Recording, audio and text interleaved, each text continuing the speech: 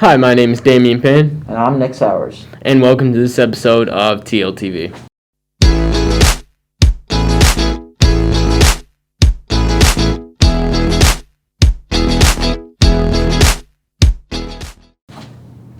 In today's episode, we're going to be recapping winter sports, talking about Coach Swafford, listening to quarantine regrets of students, and reviewing our recent Spirit Weeks.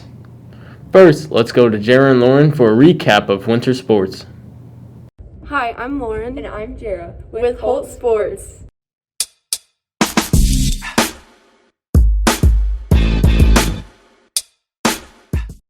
Winter sports are coming to an end. Swim wrapped up their season with the Misha Dive Championship on February 19th. Congratulations to Gina Sasa for competing in the state dive. Girls and boys wrestling are still competing with the Girls State Championship on March 9th and the boys March 13th. Congratulations to our boys wrestling qualifiers, Logan Rubenstein, Nicholas Chambers, Hayden Farrell, Tyler Bierman, Andrew Pepin, Jackson Sapp, Richard Meyer, Colin Bunner, and Isaiah Slaughter. Good luck to the teams still competing, and good job to our teams that have finished their seasons. Thanks, Jara and Lauren. Speaking of sports, as many of you know, there's usually a huge basketball game this time of year called the Swafford Game. Unfortunately, we're unable to put on the traditional Swafford Game this year, but we're still going to preserve his legacy. In case you haven't heard of the lasting impact that Coach Swafford had on this school, here are Mr. Ernst and Mrs. Runa Swafford talking about Coach Swafford and how he helped make our school what it is today. The Swafford Game was actually created in 2001 after the sudden passing of Scott Swafford. There was a group of teachers along with Runa Swafford that got together that in the spirit of his memory and what he stood for, which was helping people, a die-hard Indian Holt fan, a philanthropist, a loving, caring teacher, coach, enthusiast, just outright crazy ball of energy. They created the senior faculty basketball game where the senior class faces off against the faculty to raise money for the Scott Swafford Memorial Scholarship Fund. Honestly, there's no words to explain Coach Swafford, how awesome he was and still is to this day. His three things were God, family, and friends. He lived for all three. He was always 110% there for students, no matter who they were. So that's the best way I can describe it. God, family, and friends. He went to a football camp that he ran, and the chant was really, do you love your Jesus deep down in your heart? Deep, deep, deep down, deep in your heart. When he came back to school, he changed it to, do you love your Indians? And he is the one that started, do you love your Indians? So anytime I hear you guys sing that, it's like the coolest thing in the world. So just want you to know, Coach Swafford brought that to you guys.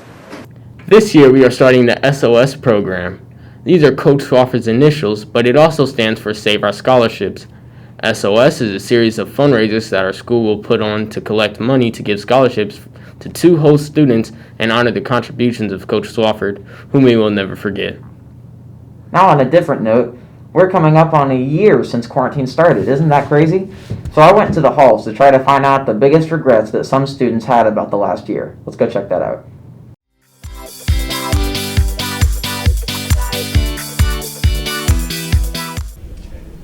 So now that we're coming up on almost a year since quarantine started, is there anything that if you could go back and restart it that you would do differently?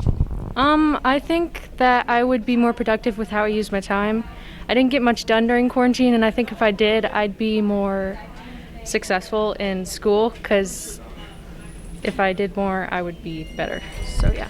You mean like schoolwork? You didn't get much schoolwork done? Well, yeah, because when I was at home, I had no motivation to do any schoolwork.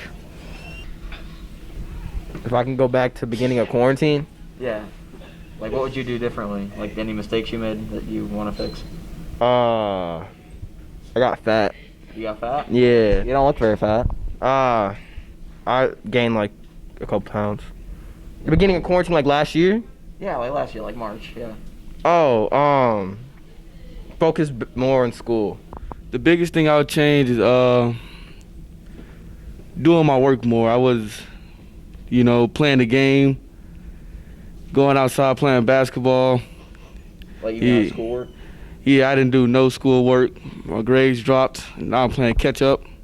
So if I could change anything, I'd do my work more.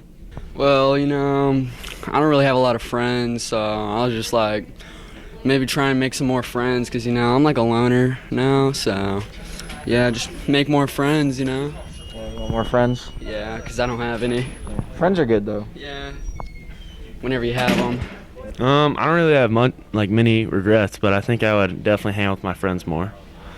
Kind of introverted over the summer, or over the quarantine? Yeah, I didn't really hang out with them as much and lost some friends, but all good. I wish I would have not laid in bed all week, the whole time, and actually got outside and used my time wisely, not just sit in bed and maybe get some work out a little bit. So you had kind of a lazy quarantine? It sucked. Yeah. I hated it. There was too much free time. I didn't know what to do with it.